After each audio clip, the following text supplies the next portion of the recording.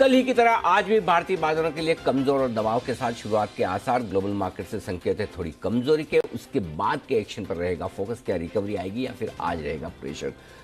लेंगे इस सवाल का जवाब। स्वागत है आप सबका शेयर बाजार लाइव में। नमस्कार, मैं हूं अनिल सिंह और नमस्कार, मैं हूं दीपांशु भंडारी। एक्शन के लिए हो जाइए तैयार। एक बार फिर से ग्लोबल संकेत हैं सुस्त, पर कल हमने देखा एंड में हमारे बाजार काफी चुस्त हो गए थे। आज क्या होगा और कौन सी बड़ी खबरें, कौन से स्टॉक्स जहां पर रखनी है नजर, जानेंगे अनिल जी के साथ। सबसे पहले तो आज की ट्रिगर्स क्या सर, ये बताइए। कश्मकश है दीप आज तो ज्यादा लोकल और ग्लोबल के बीच में कल भी हुई। कल लोकल जीते हैं, आज देखते हैं कि लोकल जीत पाते हैं, ठहर पाते हैं या फिर ग्लोबल संकेतों के सामने थोड़े घुटने टेकते हैं। आइए पहले ट्रिगर्स देख ले जिनके दम पर आज के ट्रेडिंग सेशन की करनी है हमें शुरुआत। अमेरिकी बाजारों में कमजोरी भरा सेशन रहा, जैसा कि उम्मीद थी। भारतीय बाजारों के बंद होने के बाद लगभग 150 पौने 200 पॉइंट डाउ फ्यूचर्स नीचे थे, 100 पॉइंट नीचे थे नैस्डैक के फ्यूचर्स, लेकिन उससे थोड़ी सी ज्यादा कमजोरी दिखी। स्पेशली नैस्डैक 250 पॉइंट टूटा है और डाउ में रही 200 अंकों की कमजोरी। और यही वजह है कि SGX निफ्टी सेंचुरी मारता हुआ आपको नजर आएगा, लेकिन नीचे की तरफ लगभग 100 पॉइंट नीचे। और उसकी एक और वजह यह भी है कि डाउ फ्यूचर्स भी लगभग 100-125 अंक कमजोर है इस वक्त। वहां से भी संकेत हल्की कमजोरी के आते हुए। कच्चा तेल वही $105-107 की रेंज में टाइम पास करता हुआ दिख रहा है, यानी कि ऊपरी तरफ ये नीचे आने का नाम फिलहाल ले नहीं रहा। रुपए को लेकर और रुपए में ट्रेड सेटलमेंट को लेकर इंपोर्ट और एक्सपोर्ट को RBI की तरफ से एक बड़ा फैसला होता हुआ दिखा है और इस बड़े फैसले का पूरा विस्तार से विश्लेषण करेंगे। क्या किया है RBI ने, क्यों किया है, इसका क्या असर करेंसी मार्केट पर पड़ेगा, इंपोर्ट एक्सपोर्ट पर पड़ेगा और बाजार पर पड़ेगा। ये आज की सबसे बड़ी खबर है जिस पर हम पूरा विश्लेषण आपके लिए लेकर आएंगे थोड़ी देर में। बिल्कुल, तो रुपए पर करनी है चर्चा और हमारे बाजार के एक्शन समझना है। FIs DIs ने क्या कहा है, डेटा क्या कह रहा है, ये सारी चीजें जाननी है। बट पहले एक बार जरा, क्योंकि एक नज़र आपने कहा है कि आजकल ग्लोबल मार्केट्स में तो बनाई रखनी है, ये थोड़ा समझाएं। कल वैसे ऐसा कोई ट्रिगर तो नहीं आया अमेरिका से, बट थोड़ा हल्के हुए बाजार और स्पेशली IT स्टॉक्स में खुद थोड़ी ज़्यादा गिरावट दिखी। डेटा भी अब काफ़ी ज़्यादा उनका आने वाला है पूरे हफ्ते, इन्फ्लेशन, कंज्यूमर सेंटिमेंट, बाइडेन साहब का दौरा। तो एक बार ज़रा समझाएं सर, कल क्या हुआ? कल अमेरिका में गिरने की एक सबसे बड़ी वजह दीप ये कि जो कल आंकड़े आने वाले हैं महंगाई के, वहाँ पर उसको लेकर थोड़ा डर बढ़ रहा है। और डर इसलिए आज से बढ़ रहा है कि जो इस महीने के अंत में फेड की जो पॉलिसी है उसमें लगभग 0% लोग मान रहे कि आधा % ब्याज दरें बढ़ेगी। इसका मतलब ये मत समझिए कि नहीं बढ़ेंगे, क्योंकि आम राय ये बन चुकी है कि 75 बेसिस पॉइंट यानी कि 0.5% ब्याज दरें बढ़ेगी। लेकिन कल की महंगाई का आंकड़ा जो अंदाज है कि 8.6% से 8.8% की रेंज में आ सकता है। कुछ लोग इस बात को लेकर डर रहे कि अगर इससे ऊपर आए तो, इससे भी ऊपर आए, हाँ, अगर इससे भी ऊपर आए तो फिर क्या 1% ब्याज दर में बढ़ोतरी का भी कोई मामला बन सकता है। क्योंकि अगर थोड़े दिनों में सारी कमोडिटीज के दाम नीचे आए, फेड का एक्शन हुआ है, उसके बावजूद नौकरियां आपकी बढ़कर आई है कल 2.5 लाख के सामने 3,70,000। और अगर इन्फ्लेशन घटने के बजाय और बढ़ जाए, जरूरत से ज़्यादा बढ़ जाए, तो क्या फिर फेड 5%, 10%, 15% लोग कल ऐसे होंगे कल देर रात अमेरिका में, या 20% लोग ऐसे होंगे जो ये सोचने लगे कि 1% भी ब्याज दरें बढ़ सकती है। वो अमेरिका के लिए रिस्की होगा। सो मेरे ख्याल से कल का ट्रेडिंग सेशन, कल देर रात के ये आंकड़े मेक और ब्रेक वाले हैं। और जब तक ये आंकड़े नहीं आते तब तक अमेरिकी बाजारों के लिए मजबूती दिखाना बेहद मुश्किल होगा, बेहद मुश्किल होगा। सो सबसे बड़ी रिस्क वहीं पर है। सो मेरे ख्याल से उस रिस्क को लेकर अमेरिकी बाजार कल ढीले होते दिखे और डाउ फ्यूचर्स भी आज ही ढीले। Point number 1। Point number 2, dollar index का मजबूत होना इक्विटी मार्केट्स और कमोडिटीज के लिए अच्छा नहीं माना जाता, जिसका असर आप देख रहे हैं। 108 के पार निकला है डॉलर इंडेक्स, वो दूसरी बड़ी चिंता है। मतलब 1% डॉलर इंडेक्स एक दिन में बढ़ रहा है, ऐसा आमतौर पर होता नहीं है दीप। सो ये दूसरी बड़ी चिंता है जो डॉलर इंडेक्स के तौर पर आपको देखने को मिल रही है। तीसरा, ये बॉन्ड यील्ड आप देखिए लगभग जो 3% के आसपास अमेरिका में चल रहे हैं, वहाँ पर भी कोई खास राहत वाले संकेत नहीं है। 2.95, 2.96 के आसपास है, लगभग 3%। सो 2.9, 3.1 इस रेंज में वहाँ के 10 साल के बॉन्ड यील्ड्स ट्रेड करते हुए दिख रहे हैं। सो मेरा ये समझना है कि ग्लोबल मार्केट से संकेत थोड़ी सी नरमी के, थोड़ी सी कमजोरी के हैं। और अमेरिका की ये अहम महंगाई दर के आंकड़ों के पहले बाजार थोड़े से सतर्क है। हाँ, कल के फॉल में आप थोड़ा बहुत ये भी कह सकते हैं कि नतीजों का सीजन शुरू हो रहा है और उसके पहले अमेरिकी बाजार सतर्क है। लेकिन मुझे नतीजों से ज़्यादा टेंशन इन्फ्लेशन की है, महंगाई की है। अमेरिका के कल के महंगाई के आंकड़े ये डिसाइड करेंगे कि बाजारों को यहाँ से फेड की मीटिंग तक तेजी का रुख रखना है या मंदी का। ये कल देर रात ये आंकड़े देखकर डिसाइड होगा। अगर 9% आ गए तो गए, गए काम से। हाँ हाँ हाँ, बिल्कुल बिल्कुल। फिर अमेरिका आपका निकलेगा आराम से 1000 पॉइंट डाउ पर निकल जाएगा, कोई बड़ी बात नहीं है। और जोर से, और अगर आंकड़े ये थोड़े बेहतर आ गए तो हो सकता है हम एक मजबूती दिखा दें थोड़े दिनों के कंसोलिडेशन के बाद। तो आई थिंक, और जब तक ये आंकड़े नहीं आते तब तक अमेरिकी बाजारों के लिए ऊपरी स्तरों पर टिकना थोड़ा सा मुश्किल हो जाएगा। आपने फेड और इन्फ्लेशन की बात करी, मैं लाइव जो प्रिडिक्शन मॉनिटर है वो देख रहा हूँ। जैसा आपने कहा 93% कह रहे हैं पौन परसेंट, 7% कह रहे हैं 1%। आ गए 1% पे आ गए ना। हाँ, आ गए। तो ये होगा, देखो जी, मतलब आप एक तरह से ये सोच सकते हैं 1% भी कोई सोचने वाली बात है। मतलब पौन परसेंट भी पहली बार जब फेड ने बढ़ाया कितने सालों बाद बढ़ाया था, हमने उस समय डेटा भी देखे थे। 94 के बाद पहली बार उन्होंने, है ना, 28 साल के बाद पहली बार पौन परसेंट बढ़ाया। अब 1% भी सोचने लगे लोग। और समझो 9% अगर इन्फ्लेशन आ जाए तो क्या 1% नहीं सोच सकते? और ये सोचने वालों की संख्या जो आज 7% है, क्या 20-25% नहीं हो सकते? हो ना हो एक अलग बात है। और आई एम श्योर फेड भी जो अपना मन बनाएगा कि ब्याज दरें कितनी बढ़ानी है, वो तो परसों के डेटा, कल रात के डेटा देखने के बाद ही बनाएगा। सो आई थिंक जब तक ये डेटा नहीं आता तब हो सकता है अगर 8.5 आ जाए आप खुश भी हो सकते हैं, लेकिन 8.5 पे खुशी उतनी नहीं होगी जितना 9% का गम होगा। एग्जैक्टली है ना। 8.5, हाँ भैया तो आने इतना ही आया। सो 8.5 में आप खुश नहीं हो सकते, लेकिन 9 में दुखी होना पक्का है ना। एक ही चीज। दूसरी चीज एक और है, इन सब के बीच में एक और फैक्टर है जो हमारा जुड़ा है। रुपया भी हमारा कल लाइफ टाइम लो पर पहुंचा है और एफआईएस के डेटा भी खराब होते हैं। अगर उसको भी आप ग्लोबल से जोड़ें तो भाई अल्टीमेटली तो ग्लोबल ट्रेड ही रुपए का और एफआईएस का, है ना। सो ग्लोबली थोड़ी सी चीजें आपके लिए बिगड़ती दिख रही है या थोड़ी सी खराब होती दिख रही है, जो कल भी थी। कल हमने रिएक्शन नहीं दिया। क्यों नहीं दिया? इसीलिए कल शायद किसी को तो अंदाजा था कि रुपये का ये ट्रेड सेटलमेंट वाला जो इंपोर्ट एक्सपोर्ट वाला है, और इसीलिए सिर्फ और सिर्फ बैंक निफ्टी भागा है। आप देखिए ये इम्पोर्टेंट। सो आई थिंक कहीं न कहीं किसी ये किसी के दिमाग में रहा होगा कि इस तरह की पॉजिटिव खबर जो बैंक्स के लिए हो सकती है कि रुपये सेटलमेंट होने की तैयारी होती दिख रही है। इसको हम विस्तार से आगे बात करेंगे वाकई में इसका कितना फायदा कितना नुकसान है, पॉजिटिव्स क्या है, नेगेटिव्स क्या है, एप्लीकेबल होगा नहीं होगा। थोड़ा ये बहुत इंटरेस्टिंग चीज़ है जो लोगों को समझनी चाहिए, बहुत ज़रूरी भी है। लेकिन ओवरऑल सो कल हम हायर साइड पर बंद हुए, वो इसी वजह से हुए। कल हमने ग्लोबल संकेतों को इस वजह से पीछे कर दिया कि हमें लगा हमारे लोकल संकेत मजबूत है। अब देखते हैं आज पिच थोड़ी सी खराब है। तो हमें भी फिर सतर्क रहना जरूरी है। एक्चुअली दीप मैं बताऊं फ्रैंकली, कल आपसे मैं बात भी कर रहा था, मुझे बैंक निफ्टी पर थोड़ा शॉर्ट कॉल देने का, लेकिन स्क्रीन इतनी मजबूत है कि देने का मन नहीं। और अच्छा हुआ नहीं दिया होता तो शायद मेरा स्टॉप लॉस 34,350 ही होता, ट्रिगर ही हो जाता। 35,350 होता, ट्रिगर हो जाता। 35,500 देता तो भी ट्रिगर होता। तो कल दे नहीं पाया, लेकिन अब आज वापस से गैप डाउन है तो शायद मौका न मिले। नहीं तो एक बार, और 16,200 16,300 परफेक्ट रेंज है जहां पर जाकर बाजार को प्रॉफिट बुकिंग दिखानी थी, वो आ ही गई। और बैंक निफ्टी भी आपकी 35,500 35,700 के आसपास की जो रेंज है जहां प्रॉफिट बुकिंग वो लगभग आ ही गई। तो एक बार के लिए आ गए। अब देखते हैं। अब रेंज के लिहाज से एक बार यही बता दूं आपको, जो हमने बात की कल वही अब भी है। 16,000 16,300 आपकी छोटी वाली रेंज है, 15,800 16,600 बड़ी वाली रेंज है। तो अब इस करेक्शन में एक बार 15,800 तक आप पहुंच सकते हैं। पहला सपोर्ट आज ही है 16,000 का, 16,050 की रेंज का। नीचे 15,800 850 है। कमजोर आप फिर से तभी होंगे जब आप 15,800 के नीचे ट्रेड करें। जब तक आप 15,800 के ऊपर बंद हो रहे हैं टेंशन वाली बात नहीं है। ऊपर में 16,300 के ऊपर बंद होती है, आप 16,600 की 16,700 की रेंज की तैयारी कर सकते हैं। समझ गया सर, ठीक है।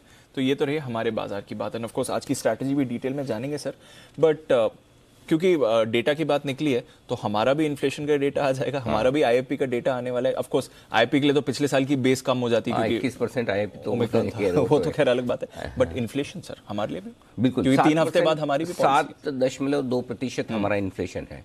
ठीक है, हमारी ब्याज दरें हैं 4.9%, यानी कि हम करीबन 2.25% 2.3% प्रिसाइजली हम नेगेटिव इंटरेस्ट रेट्स पर हैं। तो या तो हमारे पास दो ही ऑप्शन है, एक तो ब्याज दरें या तो बढ़ाएं तेजी से या इन्फ्लेशन घटाएं, या फिर दूसरा ऑप्शन ये कि दोनों ही हो जाए, थोड़ी ब्याज दरें बढ़ाएं थोड़ा इन्फ्लेशन घटाएं। सो आई थिंक हमारे लिए इन्फ्लेशन बढ़ने की संभावनाएं कम है।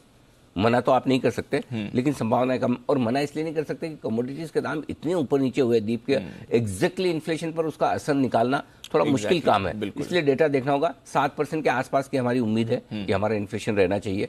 अब बढ़कर आया तो हमारे लिए खराब है, घट कर आया थोड़ा और ज़्यादा घट गया तो वो थोड़ा हमारे लिए अच्छा है, वो बैंक निफ्टी को सपोर्ट कर देगा। फॉर एग्जांपल 0.75% इन्फ्लेशन आ जाता है तो हमारे लिए निचले स्तरों पर बाजार को सपोर्ट मिल जाएगा, ओके स्पेशली बैंकिंग शेयरों को। ओके, तो 7 से थोड़ा अच्छा नीचे आया तो हाँ तो अच्छा है, क्योंकि एक और जहाँ अमेरिका में घटने की संभावना नहीं है, बाकी देश घटाने के लिए मशक्कत कर रहे हैं, हमारा कम भी हो जाए तो और अच्छा खासा कम हो जाए तो फिर क्या चाहिए। आज भी देखिए ना खबरें जो आ रही है, हम तो चावल एक्सपोर्ट करने में लगे, हाँ है ना। Exactly. हम तो अभी भी एक्सपोर्ट कर रहे हैं चावल, बिल्कुल। मतलब आसपास के देशों को भी, गल्फ को भी, बाकी यूरोप को भी। बिल्कुल। तो हम तो फूड सरप्लस कंट्री है, हमारे पास तो खाने पीने की चीज़ें एक्स्ट्रा है। हमारी प्रॉब्लम एक ही है, कच्चा तेल। जिस दिन हम कच्चा तेल में, एनर्जी में आत्मनिर्भर हो गए ना, हमारा सुपर पावर बनने में एक ही रोड़ा है। जिस दिन हमने एनर्जी में पूरा सेल्फ डिपेंडेंस कर लिया, किसी पर दूसरे पर डिपेंडेंट नहीं है, इंडिया टॉप 3 में और सुपर पावर में आना ही आना है, कोई रोक ही नहीं सकता। सो खाली एक क्रूड एनर्जी, यही हमारी समस्या बची है, जिसपे चाहे तो हम धीमे धीमे हमारे यहाँ क्रूड का प्रोडक्शन बढ़ाकर किस तरह से कर सकते हैं, या फिर ये कि ऑल्टरनेट सोर्स ऑफ एनर्जी को हम किस तरह से बढ़ा सकते हैं। और ये चीज़ें क्या है दीप, एक दिन का काम है नहीं, इन चीज़ों में प्रोसेस में टाइम लगता है। ये कम से कम 4-5 साल या हो सकता है, इससे कैपिटल इंटेंसिव ये बिजनेसेस हैं, बड़ा पैसा लगाना पड़ता है, रिजल्ट आने में वक्त लगता है, है ना। सो उस पर काम हो रहा है, होते होते टाइम लगेगा। देखिए बट जिस दिन ये हो गया ना दीप, आज अमेरिका ने भी किया है ना, पूरा का पूरा क्रूड इंपोर्ट करता था, उससे आज वो न्यूट्रल हो गया, इनफैक्ट एक्सपोर्टर हो गया टू सम एक्सटेंट। अगर वो कर सकते तो हम क्यों नहीं कर सकते। उनके पास ज्योग्राफी है, हमारे पास भी ज्योग्राफी है, उनके पास ये सारे संसाधन है, हमारे पास भी है। खाली ये कि हमारे पास वो शायद इन्वेस्टमेंट टेक्नोलॉजी नहीं थी जिससे कि हम एनर्जी पे सेल्फ डिपेंडेंट हो पाए। अब वो भी आ रही है, पैसा भी मिल रहा है हमें, हमारी इकोनॉमी मजबूत है, हमारे अपना पैसा है, हमारे कॉर्पोरेट्स का प्राइवेट इन्वेस्टमेंट है, बाहर से आ रहा है। सो आई थिंक ये 3-4-5 साल की स्टोरी है, इंडिया भी सेल्फ सफिशिएंट हो जाएगा, कोई दिक्कत नहीं, हमें नहीं करना पड़ेगा, हम अपने हिसाब से रहेंगे। बढ़िया है, इंतजार है उस दिन का। 100% आप और हम साथ में बात करेंगे, क्या बात कर रहे हैं। काफी सारी एक और एजेंडा ऑलरेडी है, बिल्कुल 100% होगा, क्यों नहीं होगा। अपने आप पे भरोसा रखना चाहिए, देश पे भरोसा रखना चाहिए, होगा। कब तक क्रूड रोज डिस्कस करेंगे, कुछ नई चीज डिस्कस करें, हम भी अच्छा लगेगा, है ना। बिल्कुल। ऐसे आज एक आरबीआई ने नई चीज डिस्कस करने का मौका दिया। बिल्कुल। क्रूड तो खैर समय लगेगा, बट रुपए को एक ग्लोबल तौर पर एक्सेप्टेंस के लिए या हमारे लिए आसान करने के लिए इंपोर्ट एक्सपोर्ट, ये जो कदम किया है कि आप कोई भी ट्रेड अब रुपए में सेटल कर सकते हैं, ये जरा समझाएं सर। अब इसको मैं है ना थोड़ा सा विस्तार में 2-3 चीज़ों अलग तरीके से समझाऊंगी। पहली चीज़ तो कि क्या किया है आरबीआई ने, दूसरा चीज़ क्यों किया है, और तीसरा इसका क्या असर पड़ सकता है। किया क्या है, अभी तक आप कोई भी अगर चीज़ इंपोर्ट करते हैं, बाहर से आयात करते हैं, तो आपको डॉलर देने पड़ते हैं जी। अगर आप कोई भी चीज़ बाहर बेचते हैं तो आपको डॉलर मिलते हैं, बिल्कुल। उन डॉलर को आप रुपए में कन्वर्ट करते हैं, आपके पैसे हो गए। अगर आप इंपोर्ट कर रहे हैं तो आपके पास रुपया है, उसको डॉलर में कन्वर्ट करते हैं। जब भी आप खरीदते हैं या बेचते हैं डॉलर, तो आपकी एक कॉस्ट होती है, राइट। अब आमतौर पर आप सबको पता है कि डॉलर के सामने रुपया धीमे धीमे कमज़ोर होता है, सालाना 5% ऑन एन एवरेज मान लें कि 4 से 5% हम कमज़ोर होते हैं डॉलर के सामने, बिल्कुल। अब ऐसी सिचुएशन में जो इंपोर्ट करता है उसके लिए साल का 5% का नुकसान तो ये हो ही गया, बिल्कुल हो गया, राइट। क्योंकि आपके पास रुपया है, डॉलर नहीं, और आप डॉलर अगर आपको खरीदने हैं तो आपको हमेशा उसके लिए क्या करते हैं, आप हेज करते हैं फॉरवर्ड प्रीमियम देकर। अगर किसी को इंपोर्ट करना है तो वो फॉरवर्ड प्रीमियम देके हेज करेगा, और वो ये सोचेगा कि चलो ठीक है, मेरे को 2.5% 3% प्रीमियम भी देनी है, लेकिन मेरी करेंसी हेज हो गई। और कई बार जो लोग एक्सपोर्ट करके डॉलर मंगवाते हैं इंडिया में, वो भी हेज करते हैं कि अगर गलती से डॉलर कमज़ोर हो जाए, जो कि आमतौर पर कम होता है, लेकिन फिर भी रिस्क नहीं लेने के हिसाब से वो करते हैं। सो ऐसे में क्या हो गया, आपके लिए ट्रेड करने के लिए इंटरनेशनल करेंसी क्या हो गई, डॉलर। जो काम करना है डॉलर में कीजिए, जो काम लेना है तो भी डॉलर चाहिए, बेचना है तो भी डॉलर चाहिए।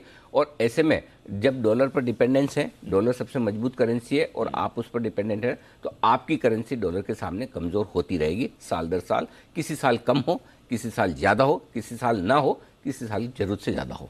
ये अब तक का ट्रेंड है जो आप हमेशा से देख रहे हैं, इतिहास में 75 साल से और उससे पहले से आप देखते आ रहे हैं, बिल्कुल ये है। अब इसमें क्या बदलाव हुआ है, इसमें बदलाव आरबीआई ने ये किया कि अब आप चाहें तो ये ट्रेड जो आप डॉलर में कर रहे हैं, ये रुपए में भी कर सकते हैं। ठीक है, कैसे? अगर आपने किसी से कोई चीज़ इंपोर्ट की तो आप उसे कहेंगे मैं रुपया तुम्हें दे रहा हूँ, तुम रुपया रखो अपने पास। अच्छा, और अगर आप किसी को एक्सपोर्ट कर रहे हो तो आप ये कहोगे मुझे डॉलर नहीं चाहिए, मुझे रुपए दे दो, मैं रुपया ले लूँगा। अंडरस्टूड। करेक्ट। अब इसके लिए एक कंडीशन है। कंडीशन क्या है? सामने वाला भी उसके लिए सहमत होना चाहिए। एग्जैक्टली। राइट। सामने वाला सहमत कब होगा? सामने वाले से मतलब है सामने वाला देश, एग्जैक्टली। और टू सम एक्सटेंट सामने वाला बायर या सेलर भी। ठीक है। वो कब सहमत होगा? जब उस देश का हिंदुस्तान के साथ व्यापार क्या है। अच्छा, एक चीज़ क्लियर है कि हम इंपोर्ट वाली ज़्यादा करने वाले देश हैं। एग्जैक्टली। यानी कि हम ज़्यादा इंपोर्ट करते हैं, एक्सपोर्ट कम करते हैं। यानी कि हमारी हमेशा डॉलर की डिमांड रहती है, हमें डॉलर चाहिए, इसलिए हमारी करेंसी वीक भी होती है। अगर हमारी डॉलर की डिमांड ही कम हो जाए, जो हम इंपोर्ट करें उसके सामने हम रुपए में ही पेमेंट करें। फॉर एग्जांपल ईरान के साथ यह हमारा अरेंजमेंट है जी। अगर हम ईरान से कच्चा तेल मंगाते हैं और सामने हम चावल, चीनी, चाय बेचते हैं, तो हम कहेंगे जो हम आपसे कच्चा तेल मंगा रहे हैं उसके लिए हम आपको रुपया देते हैं, आप सामने हमें वापस रुपया दे दो, काम हो जाता है। तो ये अभी अरेंजमेंट एक स्पेसिफिक ईरान के साथ है। अगर यही अरेंजमेंट दुनिया भर के कई सारे देशों और कई सारी और बिजनेस जो हैं उनके साथ हो जाए, तो इसका मतलब क्लियर कि हमारी डॉलर पर डिपेंडेंस हो जाएगी कम। राइट। हमें हर वक्त डॉलर खरीदने या बेचना नहीं पड़ेगा। ठीक है। और इससे ये होगा कि हमारी करेंसी जो कमज़ोर होती है वो कमज़ोर तो होगी, खत्म नहीं होगा, लेकिन उसका कमज़ोर होने की जो रफ्तार है वो कम हो जाएगी। राइट। तो रुपया उतना कमज़ोर नहीं होगा जितना पहले होता था। अब इसमें कंडीशन एक जो बड़ी है वो है कि सामने वाला देश, सामने वाली पार्टी भी उसके लिए तैयार होनी चाहिए। वो होंगे या नहीं होंगे वो देखने वाली बात है। वो कब होंगे? जब उनके लिए नेट इंपोर्ट रुपए का ज़्यादा हो, तब तो वो आराम से हो जाएंगे कि हम भी क्यों फालतू में डॉलर खरीदें। लेकिन जहाँ नेट नहीं है वहाँ पर थोड़े से धीमे धीमे होंगे। लेकिन क्या होता है, ये शुरुआत है, आपको कहीं न कहीं तो शुरुआत करनी है। युआन कर चुका है, रूबल अभी वही हो रहा है कि रशिया बोलता है आपको मुझसे कुछ भी लेना तो मेरा रूबल लो, रूबल में लो, रूबल में दो, क्योंकि डॉलर पे आपके रेस्ट्रिक्शंस आ गए। चाइना ने यही किया। जब चाइना ने ये किया तब भी तो डॉलर ही था इंटरनेशनल करेंसी। तब भी चाइना ने बोला नहीं, आपको मेरे से ट्रेड लेना है, मेरा माल लेना है तो मुझे युआन में करो। यही चीज इंडिया भी कर रहा है। राइट। करेक्ट। अब इसके जो इम्प्लीकेशंस हैं, फाइनेंशियल इम्प्लीकेशंस क्या है? फाइनेंशियल इम्प्लीकेशन ये हैं दीप कि हमारी करेंसी कम गिरेगी। ओके। कम गिरेगी, साल दर साल हमारी करेंसी कम गिरेगी क्योंकि डॉलर पर डिपेंडेंस हमारी कम है। दूसरा फाइनेंशियल इम्प्लीकेशन ये है कि हमारा रुपी इंटरनेशनली एक ज़्यादा बेहतर, ज़्यादा मजबूत करेंसी के तौर पर आएगा। ठीक है। और तीसरी चीज़ ये कि धीमे धीमे हमारी करेंसी की एक्सेप्टेंस ज़्यादा होगी, ट्रेडेबिलिटी ज़्यादा होगी, और वो एक किसी भी देश की फाइनेंशियल स्ट्रेंथ को दिखाता है। करेक्ट। ये तीन पॉजिटिव चीज़। अब ये तो हो गया आपके फाइनेंशियल इम्प्लीकेशन। अब आइए दूसरे पॉलिटिकल इम्प्लीकेशंस क्या हो सकते हैं, क्यों किया गया। एक सीधा सीधा कारण तो ये दिखता है कि अगर हमें रशिया से ट्रेड करना है, रशिया से ट्रेड करने के लिए बहुत सारे रेस्ट्रिक्शंस हैं।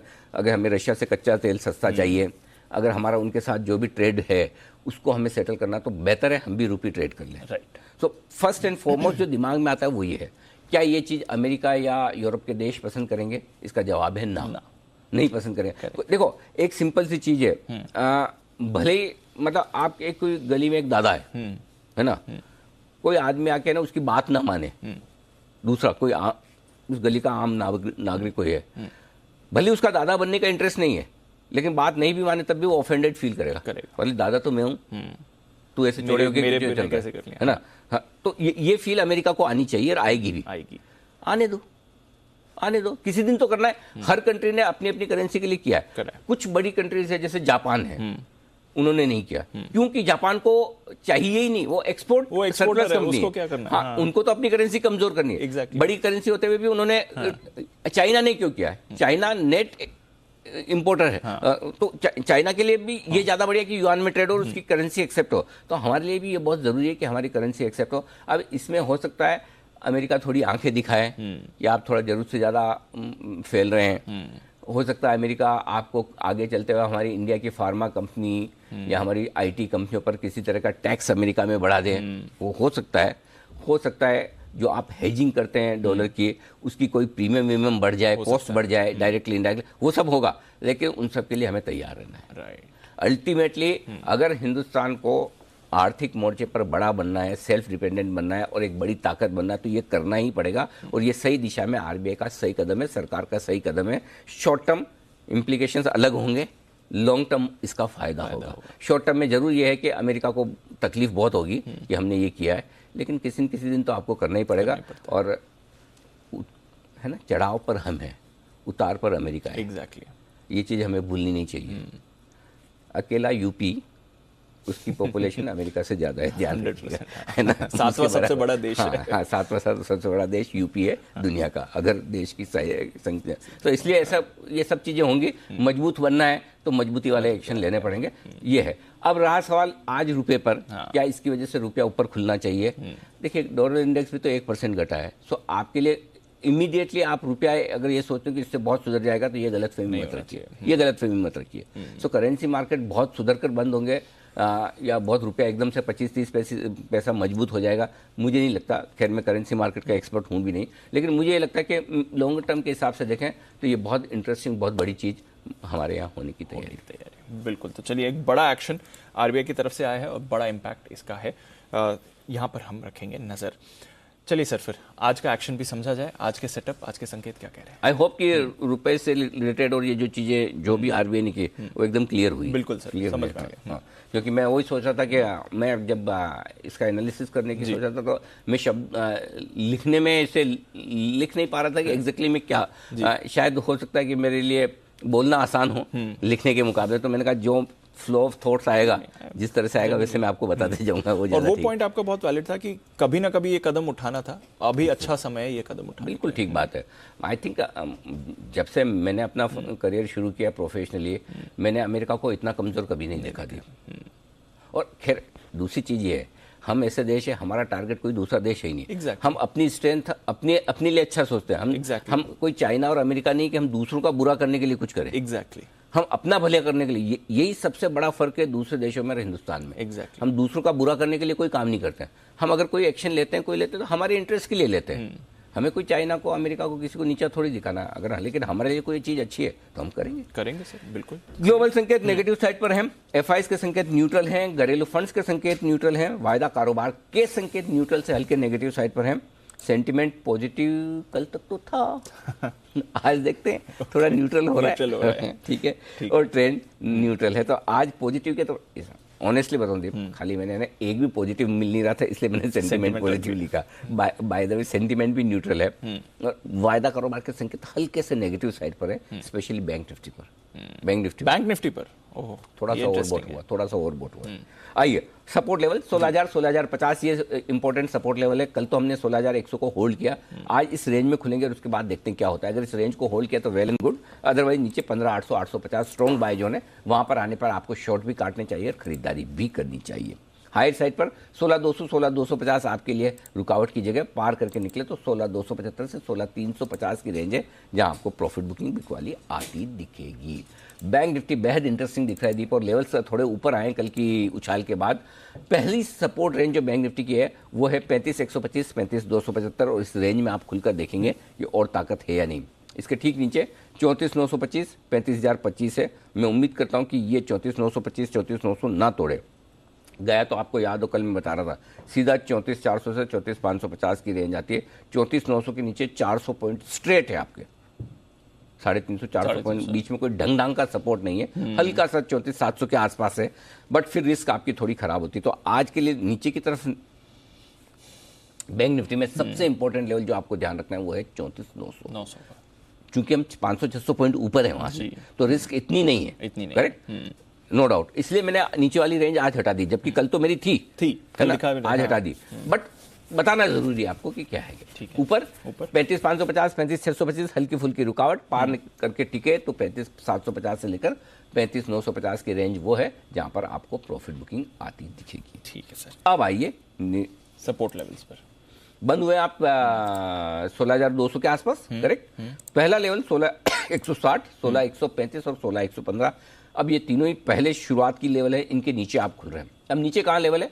16,050 16,000, ये रेंज है जो इंपॉर्टेंट सपोर्ट है। इसके नीचे जाने पर 15,925 15,850 और 15,800 तक का रास्ता खुलता है आपके लिए निफ्टी पर। ऊपर 16,200 के ऊपर आपको जो पहली रुकावट की रेंज है वो आपके लिए आएगी 16,220 16,240 16,265, 3 छोटे लेवल 300 350 425 अगर आए तो, नहीं तो इतने ही काफ़ी है।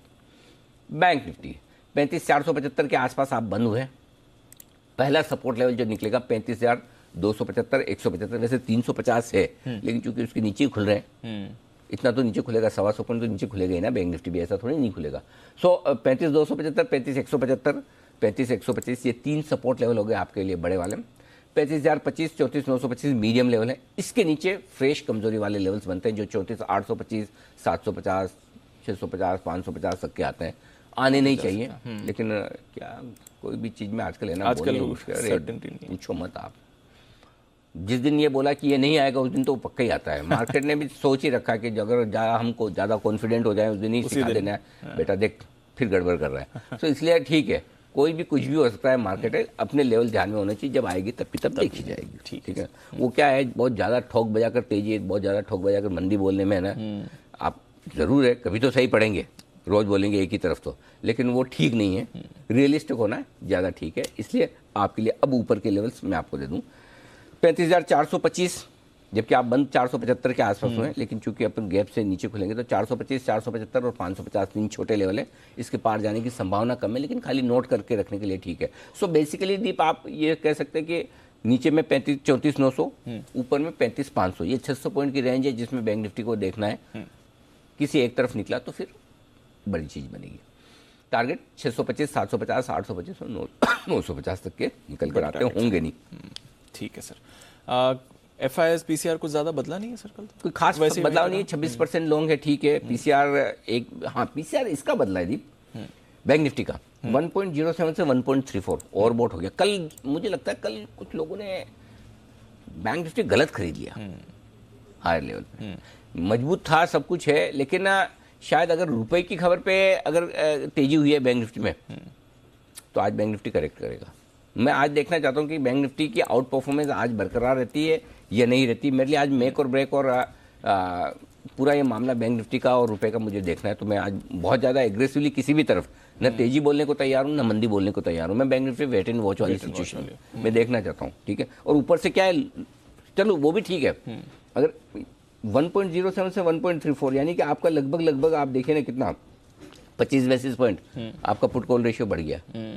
आप लॉन्ग हो गए ना, मतलब अच्छे खासे। सो आप हल्के होके नहीं जा रहे। सो हल्के होके जा रहे होते तो अलग बात है, लॉन्ग हो गए, ऊपर से ग्लोबल सपोर्ट नहीं आ रहा आपका, करेक्ट। और करेंसी वाला मूव मार्केट कैसे देखता है वो देखते हैं। ठीक है, चलिए उस पर रखना नजर। बताएं फिर मौजूदा पोजीशन। एक स्टॉप लॉस है कल वाले 15,975, आज भी ये रखिए 15,975 के नीचे जाए बंद हो तो थैंक यू वेरी मच। और जिनको थोड़ा लंबा डीप स्टॉप लॉस रखना है क्लोजिंग बेसिस पे 15,800, मैं 15,975 ही बोलूंगा, इसके नीचे मत रखिए। इसके नीचे आज बंद होता है थैंक यू कर लीजिए, नहीं रखना रिस्क। कल यूएस के इन्फ्लेशन डेटा परसों कर लेंगे ना। हाँ, अगर 1000 पॉइंट बने तो बचाओ। एग्जैक्टली। हाँ, मार्केट कहीं नहीं जा रहा है, यही है, मिल जाएगा मौका। 100 पॉइंट ऊपर ले लो, क्या दिक्कत है, रिस्क कम रखो। बैंक निफ्टी दूर है 34,900, और कोई स्टॉप लॉस नहीं है। अगर छोटा आपको रखना है 34,250 का रखिए, लेकिन मैं सजेस्ट नहीं करता, वो आपका खुलते ही ट्रिगर हो जाएगा फिर। ठीक है, अंडरस्टूड। इंट्राडे किसी को डिसिप्लिन के तौर पे रखना है 34,250 रख लीजिए, बट क्लोजिंग 34,900 ही है आपका स्टॉप लॉस, ये जाएगा। ठीक है, शॉर्ट साइड पर कल वाले स्टॉप लॉस ही आज भी काम आएंगे। 16,300 निफ्टी पर नई ट्रिगर हुआ। बैंक निफ्टी पर कल वाला ट्रिगर हो गया आपका, इंट्राडे और क्लोजिंग दोनों ही। 35,300 था, आप बंद उसके ऊपर हुए दिन में भी, तो अब आज के लिए 35,600 कल के हाई पर। अब ये इंट्राडे भी यही है, क्लोजिंग भी यही है, ठीक है। अंडरस्टूड सर, ठीक है। नई पोजीशन सर, नई पोजीशन खरीदनी है निफ्टी आपको 16,000 16,050 की रेंज में, स्ट्रिक्ट स्टॉप लॉस लगाकर 15,950 का। और अगर आपको आराम से खरीदना है तो फिर 15,800 850 का इंतजार करें, लेकिन 16,000 16,050 की रेंज में आप लेते जहाँ खुल रहा है तो 15,950 का स्टॉप लॉस लगाकर ही खरीदना है, बाकी मत खरीदना। ठीक है। टारगेट जो बनेंगे 16, 100, 125, 150 तीन छोटे टारगेट है, 200, 225, 250 मीडियम टारगेट है, 275 से लेकर 300 के फाइनल टारगेट है। अगर आते हैं तो बेचना चाहते हैं, बेचना चाहिए, ठीक कली की तरह आए कि गैप से ना खुले तो बेचिए। अब गैप से जहाँ खुलने के 130-40 पॉइंट दिखा रहा तो वहाँ शायद मौका ना मिले, लेकिन अगर आपको 16,100 125 की रेंज में खुलता हुआ दिखे वहाँ आप चांस ले सकते हैं। मैं 125 135 के आसपास ज़्यादा कंफर्टेबल हूँ, मैं स्पॉट लेवल बता रहा हूँ। अगर वहाँ खुलता है तो आपको बेचने में हर्ज नहीं, यानी 75-80 पॉइंट ही नीचे खुले तो बेचा जा सकता है, 125-150 पॉइंट नीचे खुले तो फिर इंतजार कीजिए। ठीक है। 16,300 आपका स्टॉप लॉस होगा, 16,160 135 115, अब इसके तो नीचे खुलने के संकेत दे रहा है। अगले टारगेट जो बनेंगे 16,050 16,000 15,925 15,850 800 तक के टारगेट बनते हैं शॉर्ट साइड पर आपके लिए निफ्टी में। बैंक निफ्टी ये इंटरेस्टिंग है, जो 2 दिन से दीप मैं आपको बैंक निफ्टी पे कह रहा हूँ 34,400 से 34,550 के रेंज में आए तो खरीदी आएगा नहीं। आज उसको मैंने चेंज किया और आज मैं बैंक निफ्टी पे बहुत एग्रेसिव ट्रेड दे रहा हूँ एक्चुअली। मुझे लग भी रहा है रिस्क, लेकिन फिर भी देने का मन है क्योंकि इंडेक्स की ताकत को देखकर दे रहा हूँ। पहला तो ये कि 34,925 35,025 ये कल की रेंज थी। कल आपको 35,006 का लो बनाया, आपको परफेक्ट उसी रेंज में मौका दिया खरीदने का। आज भी इसी रेंज में खरीदना है। स्टॉप लॉस सेम कल वाला ये 34,875। टारगेट जो बनेंगे 35,125 175 250 350 425 475 550 तक के। कल का हाई 550, यानी कि कल के लोज की रेंज में खरीदिए, कल के हाई के टारगेट तक के लिए। ये कल का एक ट्रेड, लेकिन एक एग्रेसिव ट्रेड और बैंक निफ्टी के लिए आ रहा है। आई डोंट नो करना चाहिए नहीं करना चाहिए, मैं ऑनेस्टली बोल रहा हूँ। फिर वही बोल रहा हूँ जो कल बोला था कि अगर उसके नीचे खुले तो मत लेना। कल मैंने बोला था 34,900 के नीचे खुले, क्योंकि कल भी रिस्क आपके पास जगह कम थी। 35,250 पे आप बंद हुए तो आपके लिए 35,000 तोड़ना मुश्किल काम नहीं था। कल बैंक निफ्टी ने ताकत दिखाई। अब बैंक निफ्टी कल ऑलरेडी ताकत दिखा चुका है। आज ये अंदाज लगाना मुश्किल है कि बैंक निफ्टी छोड़ देगा या कल ही की तरह मजबूत रहेगा। सो ये वाली स्ट्रेटेजी बहुत इंटरेस्टिंग और बहुत एग्रेसिव ट्रेडर्स के लिए 35,125 35,275 की रेंज में आपको लेना है। ओके, ठीक है, कोशिश करें 35,125 के आसपास की। 275 पे ले रहे हैं तो 125 पे थोड़ा और लीजिए। स्टॉप लॉस स्ट्रिक्ट आपका 35,000 का कल के लोगा। 5-25 पॉइंट आप अपना दिमाग लगा लें, सिचुएशन, हाँ सिचुएशन के हिसाब से। टारगेट जो बनेंगे 35 350 425 475 3 छोटे टारगेट, 550 मीडियम टारगेट, फिर ऊपर के 625 750 825 950 तक के टारगेट बनते हैं। अब ये चीज़ है कि आज बैंक निफ्टी खराब होता है या नहीं होता है, ये इस पर डिपेंड करेगा, क्योंकि 35,125 के आसपास एक चांस बन सकता है बेसिकली। और आपको मैं अलग से समझाऊं तो ये कि 34,925 35,125 ये 200 पॉइंट की रेंज खरीदारी वाली रेंज निकल कर आ रही है, और 34,900 के नीचे जाने पर ही बैंक निफ्टी खराब होगा। जब तक 34,900 के नीचे नहीं जाता तब तक बैंक निफ्टी खराब नहीं है, ये ध्यान रखिए। क्लियर है? अंडरस्टूड, ठीक है। बेचने का बता दिया? नहीं। अच्छा, गैप से नहीं खुले तो बैंक निफ्टी बेच सकते हैं। अच्छा, और स्टॉप लॉस कल के हाई पर होगा 35,600 पर। गैप से नहीं खुले का मतलब क्या? अगर आप 35,275 300 के आसपास खुल जाते, 350 के आसपास, तो वहाँ बेच सकते हैं। 125-150 पॉइंट ही नीचे खुले तो वहाँ बेचना बनता है आपका। तब आपका पहला टारगेट 35,350 275 ये 2 छोटे टारगेट हैं। 35,125 35,025 मीडियम टारगेट है, और बड़े टारगेट के तौर पर 34,975 34,925 34,825 और 750 तक की जगह बनती है। सो ये जो एग्रेसिव ट्रेडर वाला है ना, वो 9:08 पर आप मुझसे राय ले लें, समझ ले कहाँ खुल रहा है, उस हिसाब से करना। बिल्कुल, तो 9:08 पर एग्जैक्ट लेवल्स जो ओपनिंग रेट सेटल होते हैं उस पर बताएंगे। बट ये है आपके लिए मौके, और अग्रेसिव ट्रेडर्स के लिए आज आपको मौके मिलने वाले हैं बैंक निफ्टी पर दोनों तरफ के ट्रेड के लिए। आइए अब देख लेते हैं आज की खबरें क्या कह रही हैं। थोड़ा सा एक डेटा एक बताना। हाँ सर, अरे हाँ, डेटा तो एफआईएस का तो एफआईएस का हम बात कर चुके हैं कि ब्रॉडली थोड़ा सा इन दिनों का खराब डेटा है। साइज छोटी है, क्वालिटी खराब है। 170 करोड़ के कैश में बेचे हैं, लेकिन 524 करोड़ के इंडेक्स फ्यूचर्स बेचे, 560 करोड़ के स्टॉक फ्यूचर्स बेचे, तो नेट सब जगह बिकवाली हुई है फ्रेश पोजीशन की। लोकल फंड ने हाथ थोड़ा खींचा हुआ है, 300 करोड़ की बिकवाली, लेकिन बड़े समय बाद, लंबे समय बाद दोनों की बिकवाली का आंकड़ा है कैश मार्केट में। दोनों ने छोटा ही सही, इसलिए हम ज़्यादा तवज्जो नहीं दे रहे, लेकिन आया दोनों का बिकवाली का आंकड़ा। अब वायदा कारोबार के डेटा में एक चीज़ इंटरेस्टिंग है, 16,200 मेक और ब्रेक लेवल है। 16,200 के कॉल्स पर हाईएस्ट ओपन इंटरेस्ट भी है 53 लाख शेयरों का। 16,200 के पुट पर 46 लाख शेयर है। आप नीचे खुल रहे हैं, अब नीचे तो खुल रहे हैं, अब क्या दीप? अब एक ही लेवल इंपॉर्टेंट है और वो है 16,000। अगर आप 16,000 के नीचे जाकर ट्रेड करना शुरू करते हैं तो करीबन 1.5 करोड़ शेयर ऐसे जो रिस्क पर आ जाएंगे, पुट राइटर्स जिन्होंने पुट बेचे हुए। ये 16,000 तो क्या ही तोड़ेगा। 16,000 सबसे इंपॉर्टेंट लेवल है, ये टूटना नहीं चाहिए। 16,000 16,050 की रेंज ये सपोर्ट लेकर रुक गए। प्रिसाइजली 15,975 16,050 अगर रुक गए तो ठीक, नहीं तो मामला थोड़ा सीरियस हो जाएगा। बैंक निफ्टी सेम 35,000 नहीं टूटना चाहिए। 35,000 टूटना मामला सीरियस होगा, क्योंकि 35,000 के पुट पर हाईएस्ट ओपन इंटरेस्ट है 26 लाख शेयरों का, और बड़े समय बाद दी पैसा दिख रहा है। कॉल राइटर्स कम है, पुट राइटर्स ज़्यादा है, यानी कि लॉन्ग साइड पे आप पुट कॉल रेशियो थोड़ा सा हायर साइड पे। इसीलिए मैं आज कह रहा हूँ कि मेरा बहुत मन कर रहा था कि इसको नेगेटिव साइड पे लिखो। तो थोड़ा आज लॉन्ग ट्रेडर्स पहली बार कई दिनों के बाद आज रिस्क पर आएंगे, और इसीलिए मैं बोल रहा हूँ डिसिप्लिन के साथ ही ट्रेड के। जहाँ आपको लगता है स्टॉप लॉस ट्रिगर करना है कर दीजिएगा, इंतजार मत कीजिएगा। एक ट्रेड आपका गलत हो गया, जाने दो, कोई बात नहीं। आपने जो स्टॉप लॉस सोच रखा हो उसे फॉलो जरूर करना है। बैंक निफ्टी पर भी यही सब है। मेरा खत्म। अब जान लेते हैं खबरें। आइए अरमान वरुण कुशल से जानते हैं आज की खबरें, ट्रिगर्स और ब्रोकरेजेस। अरमान, मॉर्निंग बताएं, ट्रिगर्स और जो नतीजे आए हैं वो कौन से हैं? देखिए, सबसे पहले नतीजों में एचसीएल टेक्नोलॉजीज पर ध्यान रखिएगा जो निफ्टी के हैं। एफ&ओ में डेल्टा कॉप के नतीजे आते हुए दिखेंगे। कैश में भी कुछ नतीजे हैं जिसमें Anand Rathi, Goa carbon, plastic blends, Sterling and Wilson, उनके भी नतीजे आते हुए दिखेंगे। और इसके साथ साथ जो किसानों पर जो बनी जीएसटी काउंसिल और जीओएम की बैठक है, ईकेआई एनर्जी सर्विसेज जो इनको बोनस शेयर्स थे उसके 2.06 करोड़ जो बोनस शेयर्स हैं उनकी आज लिस्टिंग होती हुई दिखेगी। आईआईपी का मई महीने का डेटा आता हुआ दिखेगा। सीपीआई का जून महीने का डेटा आता हुआ दिखेगा और एक्स डेट है आरईसी में जो फाइनल डिविडेंड है 4.8 का। अब आ जाते हैं नतीजों पर। नतीजों पे 5 पैसा कैपिटल पर ध्यान रखिएगा जिनके नतीजे मिक्स्ड आते हुए दिखे हैं। आय हालांकि लगभग 40% बढ़ी है पर मार्जिन्स पर आपको कट देखा गया है। मार्जिन्स 25% से घट कर 21% पर आते हुए दिखे हैं। हालांकि जो मुनाफा है वो लगभग फ्लैटिश रहा है, 3% की बढ़ोतरी देखी गई है। और स्पंदना स्फूर्ति पर भी ध्यान रखिएगा, नतीजे जो हैं वो कमजोर आते हुए दिखे हैं। आय में लगभग 40% की कटौती आई है। उसी के साथ साथ मुनाफा देखेंगे, मुनाफे में भी 42% की कटौती आई है। और एक इंपॉर्टेंट फिगर जीएनपीए 5.5% से बढ़कर 15% पर आते हुए दिखे हैं। और जो निम्स हैं वहां पर भी आपको अच्छी खासी कमजोरी देखने को मिली है, वो 15.4% से घटकर सिर्फ 12.5% पर आते हुए दिखे हैं। ओके, तो ये है आपके लिए कुछ जो नतीजे आए हैं और साथ ही आज के लिए important triggers. Varun, good morning, बताएं कौन सी खबरें आज के लिए इंपॉर्टेंट। गुड मॉर्निंग दीप। तो सबसे पहले टेलीकॉम रिलेटेड कंपनीज खासकर आईटीआई, डी-लिंक, तेजस नेटवर्क, स्टरलाइट टेक, इन पे आपको नजर रखनी है क्योंकि डीओटी ने टेलीकॉम लाइसेंस एग्रीमेंट जो है उसमें बदलाव किया है। नए नियम के तहत केवल ट्रस्टेड सोर्स की कंपनियां जो है उनसे ही कहीं ना कहीं प्रोक्योरमेंट जो है उसको अनिवार्य किया गया है। जो गैर ट्रस्टेड सोर्स है वो कंपनी जो है उनसे खरीदने के लिए अथॉरिटी से मंजूरी लेनी होगी। तो बेसिकली ये कर क्या रहे हैं कि जो चीन की टेलीकॉम इक्विपमेंट बनाने वाली कंपनी है उनके ऊपर पाबंदी की तैयारी जो है वो साफ दिखाई दे रही है। तो इसका फ़ायदा जो है घरेलू टेलीकॉम इक्विपमेंट कंपनियों को मिलेगा, इसके लिए यहाँ पे नजर रखिएगा। टेक्नो इलेक्ट्रिक एंड इंजीनियरिंग कंपनी ने बायबैक का ऐलान किया है। बायबैक का साइज 130 करोड़ है। प्राइस जो है 325 रुपये प्रति शेयर का है, यानी कि कल की क्लोजिंग से 2.6% के आसपास के प्रीमियम पे है। ओपन मार्केट के जरिए बायबैक किया जाएगा।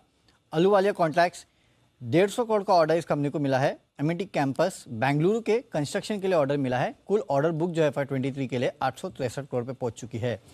यूरेका फोर्ब्स यहाँ पे नजर रखिएगा क्योंकि आपको याद होगा कुछ समय पहले जुबिलेंट फूडवर्क से प्रतीक पोटा जी ने इस्तीफा दिया था। खबरें ये हैं कि 5 साल के लिए उनको यूरेका फोर्ब्स में MD और CEO नियुक्त कर दिया गया है। 16 अगस्त से ये अपना कार्यभार संभालेंगे। MRPL शेयर जारी करने पर 5 जुलाई को यहाँ बोर्ड की बैठक है। मिनिमम पब्लिक शेयर होल्डिंग जो है उसका पालन करने के लिए ये शेयर्स बेचेंगे। बेसिकली MRPL में ONGC और HPCL जो है इनकी 88% के ऊपर की शेयर होल्डिंग है। बोरोसिल रिन्यूएबल्स यहाँ पे नजर रखेगा। पूंजी जुटाने के लिए 14 जुलाई को बोर्ड की बैठक है।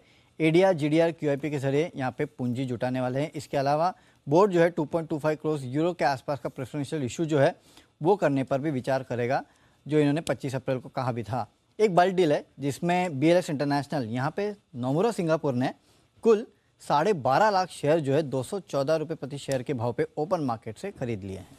ओके, तो ये है आपके लिए कई सारी आज की इंपॉर्टेंट खबरें जहां पर रखनी है आपको नजर। आइए एक बार अब नजर डाल देते हैं आज की सारी ब्रोकरेज रिपोर्ट्स पर FIR में।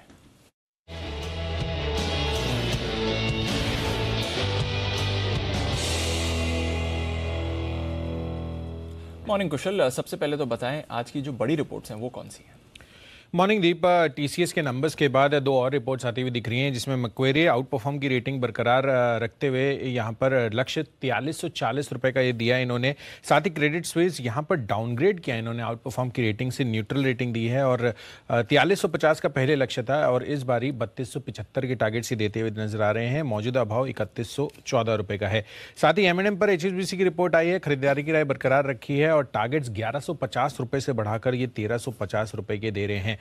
बजाज ऑटो पर भी मैक्वेरी की रिपोर्ट है और यहां पर आउट परफॉर्म की रेटिंग बरकरार रखी है। हालांकि टारगेट्स 4187 से 4168 रुपए इन्होंने किया है। इनफैक्ट मैक्वेरी और मॉर्गन स्टैनले आप कह सकते हैं बुल वर्सेस बेयर कर रहे हैं। इसमें बजाज फाइनेंस पर अंडर परफॉर्म रेटिंग इन्होंने बरकरार रखी है। मैक्वेरी ने 4500 रुपए के टारगेट के लिए मौजूदा भाव 5800 62 का है। और साथ ही मॉर्गन स्टैनले ने लेकिन दूसरी तरफ ओवरवेट रेटिंग बरकरार रखी है और 8,000 रुपए के टारगेट ये अभी भी मेंटेन कर रहे हैं। सीमेंट स्पेस भी फोकस में है, जहां पर अगर आप CLSA की राय देखें, ACC पर अंडर परफॉर्म रेटिंग इन्होंने मेंटेन की है, 2300 रुपए के टारगेट दे रहे हैं और आगे चलकर भी ये मान रहे हैं कि जो मौजूदा ओपन ऑफर शुरू हुआ है आगे चलकर ये अंडर परफॉर्म एक्सपेक्ट करके चल रहे हैं। साथ ही ओपन ऑफर के बाद जो फोकस शिफ्ट होगा वो नियर टर्म फंडामेंटल्स के पास होता हुआ नजर आएगा। अंबुजा सीमेंट पर भी CLSA की राय है, अंडर परफॉर्म की रेटिंग यहाँ पर भी बरकरार रखी है, 375 के टारगेट्स यहाँ पर भी ये देते हुए नजर आ रहे हैं। आसपास ही ये अभी इसके प्राइसेस हैं। क्रेडिट स्विस अल्ट्राटेक सीमेंट पर राय है, आउट परफॉर्म की रेटिंग 7500 रुपए का लक्ष्य है, 5854 रुपए मौजूदा भाव है और 8100 का टारगेट खरीदारी की राय बरकरार रखते हुए नोमुरा भी अल्ट्राटेक सीमेंट पर दे रहे हैं। भारतीय एयरटेल पर कल जो काफी 5% तक टूटता हुआ नजर आया था, आउट परफॉर्म रेटिंग इन्होंने बरकरार रखी है और 900 रुपए के लक्ष्य क्रेडिट स्विस सुझा रहे हैं भारतीय एयरटेल पर। तो ये बड़ी रिपोर्ट है जहां पर फोकस रखना है। बड़ी मतलब छोटी भी है। हाँ सर। छोटी बताएंगे या नहीं बताएंगे? नहीं सर, 100% बताएंगे। बताइए। अन्य रिपोर्ट्स में अगर आप देखें तो अपोलो हॉस्पिटल्स, CLSA की राय यहाँ पर आ रही है, आउट परफॉर्म की रेटिंग इन्होंने बरकरार रखा है, 4470 रुपए के टारगेट्स दे रहे हैं, 3933 रुपए का मौजूदा भाव है और ये मान रहे हैं कि जो कैश बर्न हो रहा है वो अनुमान से ज़्यादा हो रहा है डिजिटल एक्सपेंशन पर, तो वो एक बड़ा रिस्क है। तो देखना होगा कि आगे चलकर यहाँ पर किस तरह की इनकी टारगेट्स रिवीजन या फिर रेटिंग रिवीजन होता है। स्टार हेल्थ हाल ही की लिस्टिंग है, इस पर इंटरेस्टिंग रिपोर्ट क्रेडिट स्विस की आ रही है, आउट परफॉर्म की रेटिंग बरकरार रखते हुए 600 रुपए के टारगेट ये दे रहे हैं, मौजूदा भाव 552 रुपए का है। ये आगे चलकर मान रहे हैं कि जो हेल्थ प्रीमियम्स हैं वो 20% तक बढ़ते हुए नजर आएंगे और साथ ही जिस तरह का नियर टर्म ग्रोथ है और जो अर्निंग सेंटिमेंट है वो कंपनी के लिए काफी पॉजिटिव है। जेफरीज की भी रिपोर्ट आई है फोर्टिस पर और यहाँ पर खरीदारी की राय बरकरार रखते हुए टारगेट्स रेज किए हैं, 273 से बढ़ाकर 286 रुपए के टारगेट्स ये दे रहे हैं और ये मान रहे हैं कि यहाँ पर आगे चलकर मार्जिन्स इंप्रूवमेंट हो सकती हैं, बट जो इनएफिशिएंसीज हैं यही देखना होगा कि फर्दर इंप्रूव होती हैं या फिर कहीं ना कहीं आगे चलकर रिड्यूस होती हैं। तो ये इंपॉर्टेंट है जेफरीज की तरफ से फोर्टिस हेल्थ केयर पर। और दो रिपोर्ट्स आ रही हैं क्रेडिट स्विस की NBFCs को लेकर, यहाँ पर ये मान रहे हैं चोलामंडलम और श्रीराम ट्रांसपोर्ट इनके लिए अच्छे हैं, साइक्लिकल रिकवरी है, अट्रैक्टिव वैल्यूएशंस है और आगे चलकर जो मार्जिन्स हैं वहाँ पर फोकस शिफ्ट होता हुआ दिखेगा। और अंत में सिटी की रिपोर्ट है फाइनेंशियल्स पर लार्जली, जहाँ पर ये देख रहे हैं कि जो बड़े प्राइवेट सेक्टर बैंक्स हैं वो अच्छे NIMs रिपोर्ट करने चाहिए और वेरिएबिलिटी जो वेरिएशंस हैं वो काफ़ी कम हो सकते हैं। PSU बैंकों की जहाँ तक बात है यहाँ पर मुनाफे पर थोड़ा दबाव देखने को मिल सकता है। जो पॉजिटिव सरप्राइज कैंडिडेट्स हैं इनकी तरफ से वो इंडसइंड बैंक और SBI लाइफ इन्होंने शामिल किया है। ओके, तो ये है आपके लिए सारी की सारी रिपोर्ट जिन पर रहेगा एक्शन। आइए एक्शन को बढ़ाते हैं आगे। तैयार है हमारे सारे के सारे एक्सपर्ट्स और वक्त है पिक ऑफ द डे का।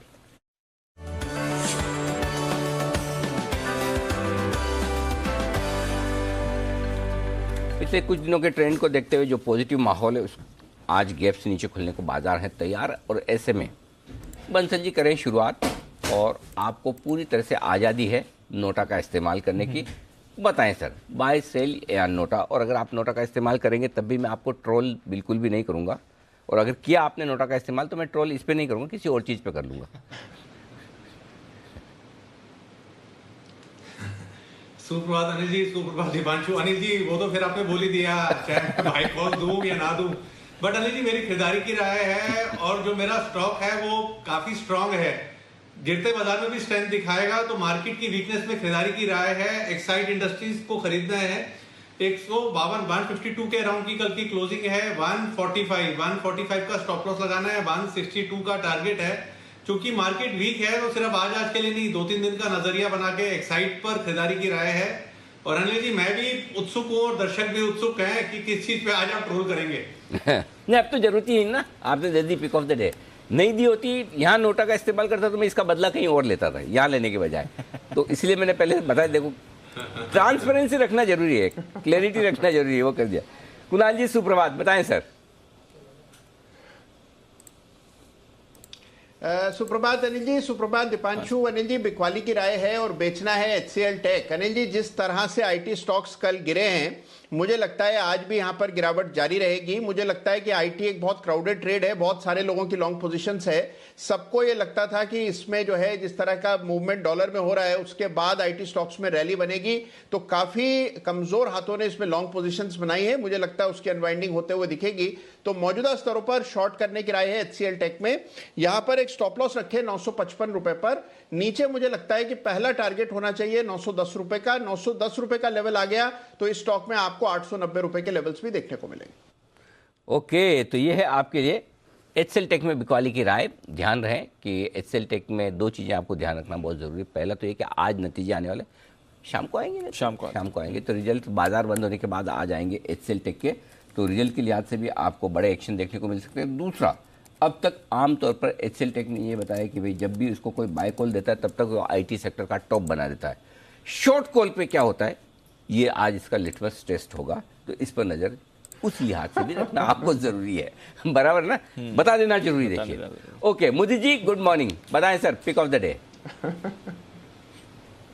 Good morning Anil ji, good morning ji. Pick of the day में हमने चुना है आईटीसी। आईटीसी को लॉन्ग करके चलेंगे। ओपनिंग नोट पे कोई भी डिप देखने को मिलता है और डिप में 292 293 के आसपास स्टॉक ट्रेड होता है, बाय करके चलेंगे। स्टॉप लॉस रहेगा 288 का, टारगेट बनेगा 302 का। ये इंट्राडे टारगेट है जुलाई सीरीज के लिए। 320 के टारगेट पूरी तरह से इंटैक्ट हैं। चार्ट पैटर्न की बात करते हैं, लगातार एक पॉजिटिव ट्रेंड में ये काउंटर ट्रेड होता हुआ नजर आ रहा है। फ्लैग पैटर्न का ब्रेकआउट कल के सेशन में देखने को मिला और हायर साइड पे क्लोज होता हुआ नजर आया है, तो इसलिए ओपनिंग नोट पे डिप में बाय करके चलेंगे 288 के स्टॉप लॉस के साथ। इंट्राडे 302 के टारगेट, पोजिशनल टारगेट और जुलाई सीरीज के टारगेट 320 के निकल कर आते हैं। ओके, तो ये है आपके लिए आईटीसी में खरीदारी करने की राय मोदी जी की तरफ से। अच्छा, एचसीएल टेक पर कुणाल जी के बाद कुछ विशेष टिप्पणी बंसल जी भी करना चाहते हैं। जी बंसल जी, कुछ कहना चाहते हैं आप एचसीएल टेक पर? नहीं अनिल जी, मैं आपसे पूछना चाहता हूँ, आपने एक अनिल जी शब्द का प्रयोग करा, लिटमस टेस्ट। अनिल जी, ये एक साइंस का अनिल जी शब्द है बेसिकली, लिटमस टेस्ट। यस। और ये पहला टेस्ट था जब मैं बी फार्मा में गया तो करा था अनिल जी। एक पतली सी पत्ती होती थी अनिल जी पेपर की, राइट, उसको अनिल जी डुबोते थे। अगर वो कलर उसका पिंक हो जाता था तो एसिडिक है, और अगर ब्लू हो गया तो बेसिक है अनिल जी। एसिडिक और बेसिक के लिए टेस्ट होता था। हाँ। तो आपने अनिल जी ये लिटमस टेस्ट कहाँ पढ़ लिया अनिल जी? मैंने भी वही पढ़ा था जहाँ आपने पढ़ा, वही 7वीं 8वीं में। मैं भी पास करके आया हूँ 7वीं 8वीं, क्वालिफाइड हूँ एकदम। मंजल जी ऐसा थोड़ी खाली आप ही पढ़ के आए। वहीं पर पढ़ा, सेम सर। अनिल जी, स्कूल अलग रही होगी। जी कुणाल जी। अनिल जी, आपने बंसल जी की बात ध्यान से नहीं सुनी। अनिल जी, बंसल जी ने कहा उन्हें उनका परिचय लिटमस टेस्ट से बी फार्मा में जाकर हुआ था, तो आपसे बड़ा पीछे चल रहे हैं अनिल जी बंसल जी। नहीं सर, ये बात तो सही है, मैं तो बी तक पहुंचे, मैं तो सी पे रह गया। सीए और सीएस करके आगे बी तक आ ही नहीं पाया, ये तो बहुत ही दूर की बात है। तो वही रह गया। चलिए, मजाक की बात अलग है। आइए किरण जी, गुड मॉर्निंग, बताएं sir. Anil ji, very good morning, deep morning. Anil ji, थोड़ा सा गैप डाउन से खुलेंगे तो मैं बाय करने की सलाह दूंगा आइशर मोटर्स पे। 3000 के आसपास आपको बाइंग करनी है। 2970 का आपका स्टॉप लॉस होगा और टारगेट्स के लिए 3100, 3125 ये टारगेट देखने को मिलेंगे। पर ये पोजिशनल कॉल रहेगा, आज के लिए नहीं। पर आज अगर मौका मिलता है तो सपोर्ट्स पे बाइंग करने की बिल्कुल सलाह होगी। लॉन्ग टर्म चार्ट्स पे बहुत बेहतरीन ब्रेकआउट देखने को मिला है। ओके, तो ये है आपके लिए आईशेयर में खरीदारी करने की राय। आइए अब मुलाकात करते हैं सिद्धार्थ जी से भी। सिद्धार्थ जी, सुप्रभात, बताएं सर आप क्या खरीदेंगे? Good morning Anil ji, good morning Deepanshu. सुबह सुबह में आरती करनी जरूरी है, तो मैं पिक ऑफ द डे के हिसाब से स्पेशलिटी केमिकल का स्टॉक आरती इंडस्ट्रीज पे बात करूंगा। आरती इंडस्ट्रीज स्पेशलिटी केमिकल का दिग्गज और ग्लोबल मैन्युफैक्चरर है बहुत सारे केमिकल्स का, और जो एप्लीकेशन लगते हैं सेक्टर्स में जैसे कि dice, pigment, agrochemical, pharma, rubber chemical, तो बहुत बड़ा केपेक्स भी है पीछे। ये लंबे ट्रिगर्स है, 3000 करोड़ का केपेक्स है आने वाले 2 सालों के लिए। तो आरती इंडस्ट्रीज आज एक मूवमेंट दे सकता है। आज का जो मूवमेंट रह सकता है 765 का, और अगर आपने रख रखा स्टॉक को तो कोई दिक्कत नहीं है लंबे समय के लिए 1065। सुबह सुबह आरती करनी, वो ठीक है सिद्धार्थ जी, हमारे राजस्थान में तो है ना, वो ऐसे बोलते हैं सुबह सुबह आरती उतारू क्या तेरी? मतलब उसका मतलब अलग ही मतलब है, उसका दूसरा मतलब है। धुलाई वुलाई की जाए क्या? तो वैसे तो एसजीएक्स निफ्टी की तो आरती उतर रही है सुबह सुबह। फिर देखो स्टॉक का आगे में क्या होता है पता नहीं। चलिए, आरती इंडस्ट्रीज खरीदारी करने के लिए आए, वागले साहब है तैयार। सर सुप्रभात, बताएं आपका pick of the day. Anil ji good morning, Deepanshu good morning. मेरा पिक ऑफ द डे है टीवीएस मोटर्स। ये स्टॉक आउट परफॉर्म कर रहा है पिछले कई हफ्तों से। मुझे लगता है जब भी मार्केट में गिरावट होती है ऐसे स्टॉक्स को मैं प्रिफर करूंगा। 855 का बंद है, थोड़ा सा नीचे आज 3-4 रुपए 5 रुपए नीचे मिलना चाहिए। आपको 845 के स्टॉप लॉस से बाय करना है। मेरा मानना है 870 तक 1 से 2 दिनों में ये स्टॉक जा सकता है। ओके, तो 870 के टारगेट के लिए खरीदारी करें। टीवीएस मोटर्स यहाँ पर आपको रखनी है नज़र। ये काउंटर भी आपके रेडार पर रहना चाहिए। आइए, कुछ काउंटर्स हैं जहां पर आप रखें नज़र। आज खबरों के दम पर भी यहाँ पर आपको रिएक्शन आते हुए दिख सकता है। एक बार थोड़े जो नतीजे आए हैं वहीं पर एक बार फोकस कर लेते हैं। कई सारे कैश कॉल्स भी हैं।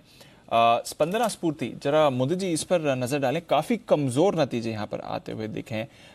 आय गिर कर आई है, मुनाफा कम हुआ है। ग्रॉस एनपीए देखिए 5.5% से 15% हो गया, 3 गुना एनपीए बढ़ा है। ये एक बड़ी परेशानी वाली बात है। जरा एक बार नजर डालें स्पंदना स्फूर्ति पर सर। दीप देखिए, अगर रिजल्ट के चलते कोई भी करेक्शन आता है, हम बाय करने की अपॉर्चुनिटी हमें नजर आती है, क्योंकि स्टॉक के चार्ट्स बहुत अच्छे बने हुए हैं और inverse head and shoulder pattern इस काउंटर ने बनाया है। कल वो ब्रेकआउट के लेवल को टेस्ट किया बट होल्ड नहीं कर पाया है, बट चार्ट अभी भी इंटैक्ट है। जब तक 400 और 395 के लेवल को ये काउंटर होल्ड करता है, डिप में बाय करके चलने की सलाह दे रहे हैं। अगर बाय करते हैं डिप में तो 395 का एसएल रहेगा। बाउंस बैक में पहला टारगेट 440 का रहेगा। 440 निकालता है, उसके बाद 500 रुपए तक के अपसाइड मूव इस काउंटर में नजर आते हैं। तो बाय ऑन डिप्स का काउंटर है, स्टॉप लॉस रहेगा 395 का। ओके, तो 395 का स्टॉप लॉस रहेगा और बाय ऑन डिप्स का काउंटर है। वैसे तो एक्शन में अच्छा रहा बट नतीजे काफ़ी ख़राब यहाँ पर आपको आते हुए दिखे। देखते हैं आज किस तरह का रिएक्शन ये दिखाएगा। 5 पैसा कैपिटल, इस पर भी नतीजों का रिएक्शन होगा। कुणाल जी जरा एक बार इसके चार्ट पर भी नज़र डाल दें। नतीजे इसके भी आए हैं कल, और अगर आप फर्स्ट कट नतीजों का देखें तो ठीक ही थे। आय 40% बढ़कर आए हैं और ओवरऑल परफॉर्मेंस भी यहाँ पर अच्छी रही है। क्या राय है सर इस पर? देखिए, स्टॉक काफी करेक्ट हो चुका है दीपांशु, और ये 260 रुपए से लेकर 240 रुपए का जो रीजन है यहाँ पर बड़ा सपोर्ट है इसको। और इन्हीं लेवल से हमने पहले भी स्टॉक को पलटते हुए और एक बड़ी रैली करते हुए देखा है। तो मुझे लगता है कि यहाँ इन स्तरों के आसपास कुछ कंसोलिडेशन होगा। तुरंत कोई खरीदारी की राय नहीं है, लेकिन जिनके पास पोजीशन है बिल्कुल बने रहें। एक स्टॉप लॉस अब रखें 260 रुपए पर और इसको होल्ड करें। स्टॉक अगर 310 के लेवल्स को निकाल जाता है तो इसमें फिर आपको एक रैली दिखेगी जिसमें 380-400 के लेवल्स दोबारा आते हुए दिखेंगे।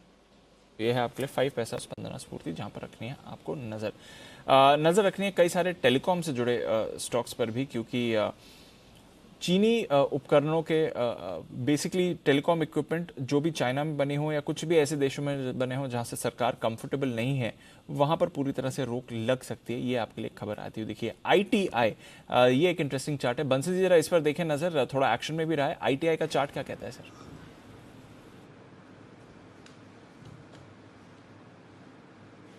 दीपांशु, ITI का टेक्निकल चार्ट देखें तो चार्ट पॉजिटिव है। एक ब्रेकआउट के बाद स्टॉक साइडवेज जोन में ट्रेड कर रहा है और एकदम एक क्लियर स्टॉप लॉस है। 96 रुपीज का स्टॉप लॉस है। जिनके पास है 96 रुपए के स्टॉप लॉस के साथ बने रहे, और एक बार स्टॉक 102 के ऊपर निकलेगा तो काफी तेज मोमेंटम टुवर्ड्स 111, 112 देखने को मिलेगा। तो 102 रुपए के ऊपर 111 से 112 रुपए के लक्ष्य के लिए खरीदारी की राय होगी। ओके, 111, 112 के लक्ष्य के लिए रखिए नजर ITI पर। फोकस में रहेगा ये counter. Sterlite take, Kiran ji जरा इस पर भी नजर डालें। ऑफ कोर्स टेलीकॉम इक्विपमेंट की बात निकलती है तो ये भी सामने आता है। क्या रहा है स्टरलाइट टेक के चार्ट पर सर? स्टरलाइट टेक पे जिस तरीके से मूव देखने को मिल रहा है, काफी इंपॉर्टेंट रेजिस्टेंस है लगभग करंट लेवल्स के आसपास। तो मेरा मानना है कि जब तक ये लेवल्स क्रॉस नहीं करता तब तक मेरा मानना है कि एक बड़ी मूव देखने को नहीं मिलेगी। 145, 150 एक बहुत ही इंपॉर्टेंट रेजिस्टेंस जोन है। ये एक बार निकल जाए तो मेरा मानना है कि इस स्टॉक में मोमेंटम देखने को मिलेगा। तो तब तक के लिए मेरा मानना है कि अवॉइड लिस्ट में रहना चाहिए। तो ये है आपके लिए स्टरलाइट टेक, जिस पर आपको रखनी है नजर। HCL टेक पर भी रखिए नजर। ट्रेड के लिए तो आपको कॉल मिल ही गई, कुणाल जी की तरफ से सेल कॉल है, बट नतीजों के लिहाज से क्या इंपॉर्टेंट रहेगा? सिद्धार्थ जी जरा अपनी राय दें। TCS के नतीजे तो बाजार को डिसअपॉइंट करते हुए जरूर देखे, कल सारे IT फिसले भी थे। HCL टेक से क्या एक्सपेक्टेशन है सर? देखिए दीप, HCL टेक की अगर बात करें तो पिछले क्वार्टर में Q4 में पूरे ही लार्ज कैप समूह में HCL टेक ही ऐसा स्टॉक था जिसके नतीजे बहुत अच्छे आए थे। तो इस बार भी मैं मानता हूं कि रिलेटिवली बेहतर नतीजे रहेंगे। वेज कॉस्ट का प्रेशर जरूर रहेगा, मार्जिन में थोड़ा बहुत इरोजन रहेगा, पर dollar revenue growth as per expectation रहेगी। तो HCL टेक मुझे लगता है कि लार्ज कैप समूह में अभी भी नतीजे पिछले क्वार्टर की तरह थोड़े से बेहतर ही रहने चाहिए। ओके, तो ये है आपके लिए HCL टेक पर राय। कमजोर है कल TCS के नतीजों के बाद। आइए सुमित जी हैं तैयार, वक्त है उनकी पिक ऑफ द डे जानने का। Sumit ji good morning. Good morning Anil ji, good morning. Anil ji, Pidilite के अंदर एक अच्छा मोमेंटम बना हुआ है, तो पीडीलाइट के अंदर पोजीशंस होल्ड करें। पीडीलाइट में एक यहाँ से ऊपर का मूव देखने को मिलना चाहिए। इंट्राडे और ट्रेडिंग के लिहाज से 2250 का 2240 का नीचे में सपोर्ट बनेगा, तो वो स्टॉप लॉस होना चाहिए। और ऊपर में पीडीलाइट में जो मूव देखने को मिल सकता है 2300 रुपए से लेके 2325 रुपए तक का मूव पीडीलाइट में ऊपर की तरफ देखने को मिलना चाहिए। तो पीडीलाइट में खरीदारी करके चलने का सलाह रहेगा 2300 से 2325 के टारगेट्स के लिए। ओके, 2300, 2325 और 2350 तक के टारगेट के लिए मूड माहौल को देख के सुमित जी स्मार्ट है, टारगेट छोटे कर दिए, स्टॉप लॉस दूर कर दिया। सुमित जी का पहले 2250 था, 2240 हो गया, और टारगेट 2300, 2350 से जो 2300, 2325। सुमित जी वक्त के साथ चेंज अनिल जी थोड़ा सा जरूरी है, जब मार्केट में सडन डाउनफॉल या बिल्कुल जरूरी है, तो टारगेट थोड़ा छोटा होना चाहिए। बिल्कुल जरूरी है, और ये मैंने इसलिए हाईलाइट किया कि ये जरूरी होता है, नहीं तो आप अड़कर रहेंगे तो वो काम नहीं होगा। मूड माहौल के साथ एडजस्ट कर लेना ठीक रहता है बाजार में। चलिए करते हैं शुरुआत फर्स्ट ट्रेड की हेडलाइंस के साथ।